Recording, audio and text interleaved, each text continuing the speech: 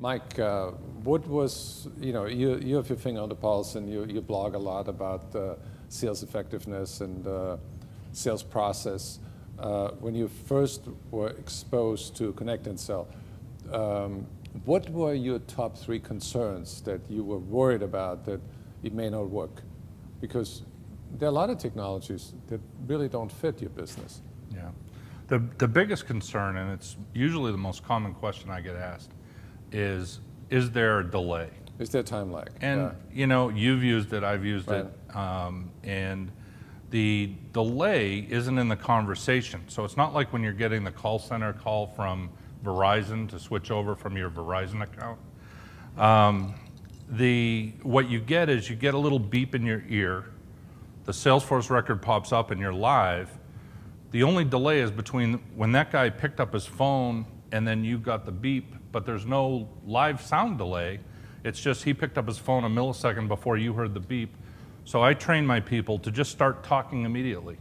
As soon as you hear the beep, hi, it's Mike from Grand Leads, blah, blah, blah. And the second tool you can use, they have pre-recorded voice intros where you can record, hi, this is Mike from Grand Leads, how are you today?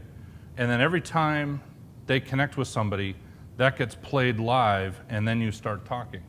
So there's different ways to combat that. I'll tell you though that the other big issue that we faced was stage fright. We have guys that they do this all day long, but some of them like to work for an hour between conversations. Don't know why, they're incentivized to perform, but some people had to be kind of pushed into it. And now that they're pushed into it, they're all over it. In fact, we use it as a sales compensation tool. If you have a good week on Friday afternoon, you know that you're getting more hours the next week. Right. So they're like baseball players with a long windup. Yeah. The way I used it is, in the beginning, I thought I want to hear the customer before I respond to the customer. And I recorded a message saying, thank you for taking my call. This is Gerhard Schwantner with Selling Power. And then I hit the live button. And then you usually say, oh yeah, Gerhard, what are you calling about? Oh, it's great to hear from you. And then I realized I don't need that it was like water wings, learning how to swim. And then I just, got into it, and it felt instantly comfortable.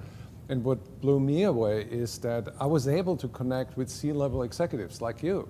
And sales VPs are very, very hard to reach.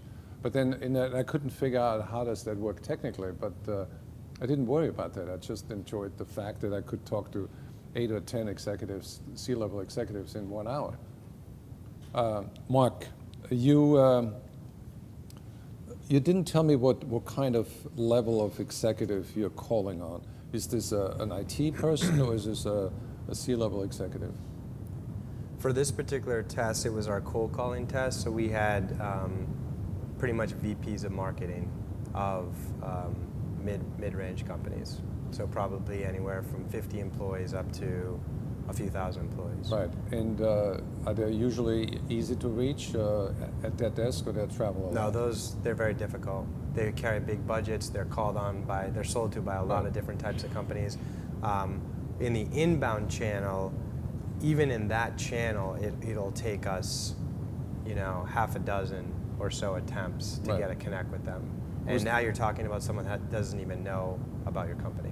Was there any reluctance on the part of your salespeople to try that tool? Not really. We've only tested it with one person who was a BDR, and they were excited, that they were going to have to spend 8 hours to get an opportunity and hours to even talk to somebody.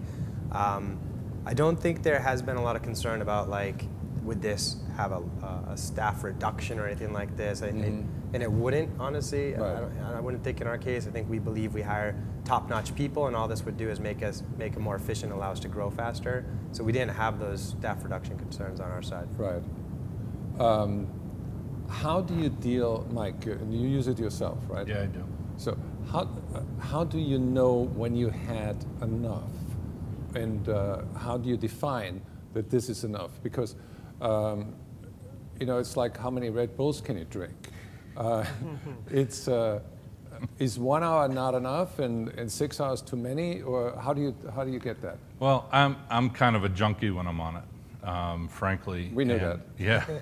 And I use it for reaching out to prospects that I've been trying to reach for a long time. Right. So I have a hot list, and I'll just fire it on and I'll use it. And my guys do the same thing. They don't use it on the raw lists. Okay, so we load a new 500 count list. They don't use that. They use it on the lists that have been somewhat refined. So they have a bunch of hot targets that they can use.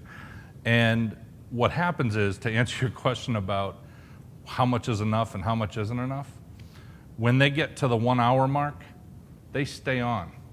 They wait until the counter stops. And it's kind of like, oh, I'm getting free candy. And they keep going and going and going. And then eventually the counter drops off and somebody somewhere realized that, oh, their hour session's over. Okay. So now, how do you define whether you're fishing in the right pond or not? As far as the targets? Right. Well, I'll tell you, I'm jumping back to another question you asked. Right. Fishing in the right pond, that's all about lists, targeting. Right. And we already have most of our Connect and Sell lists outlined as far as these are the right people we want to reach. So they're not blanket lists. But targeting, message targeting is huge. You had asked that. Mm-hmm. We have 20-something clients, mm-hmm. and we deliver different messages every day. One day you're talking about phone system software. The next day you're talking about sales productivity software. And we use Connect and Sell in a huge way for training and messaging refinement. When we start a new client, it normally could have in the past taken us 2 weeks to figure out what pitch is going to work. With Connect and Sell, we do a couple sessions. We have 2 or 3 reps per session sitting there in kind of a coaching mode. And it's like the old double jack, but it's on steroids. So your business model, if I understand this correctly, is you sell businesses on making appointments, and then you get paid by the company, by your client, like $600-700 per appointment that you After set the for them? appointments take place, correct. So that must be a very good business if you get 2 appointments a day per salesperson. You make $1,400 a day Yeah. at a cost of what?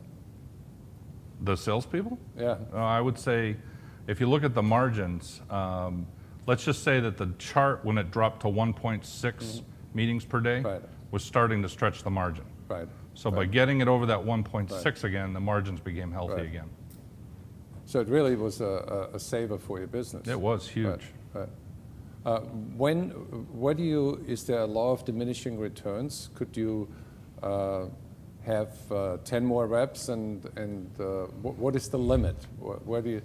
Is the sky the limit or is that scalable? From a Connect and Sell perspective? No, from your business. Oh, for our perspective? I mean, it's a tough economy right now, and we grew by a factor of 3 last year. And the year before that, it was 2.7. So, growth doesn't seem to be the issue, but adapting to growth, which when you're a growing company, Mark, HubSpot's growing like crazy. Growing takes investment, takes resources, and takes people.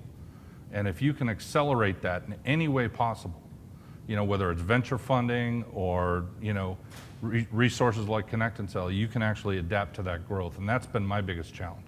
Right.